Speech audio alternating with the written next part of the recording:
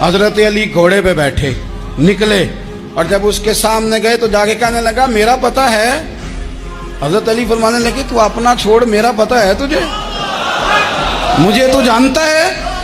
कहने लगा मैं 1000 के मुकाबले में अकेला लड़ता हूं।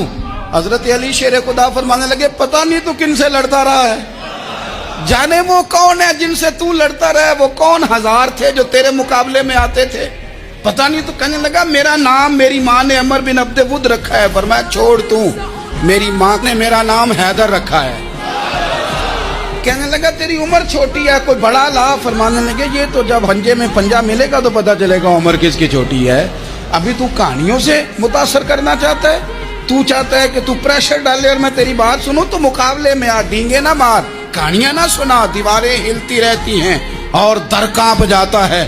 अली का नाम सुन के अब भी खैबर कांप जाता है। या इब्न अल हसन रूही फिदा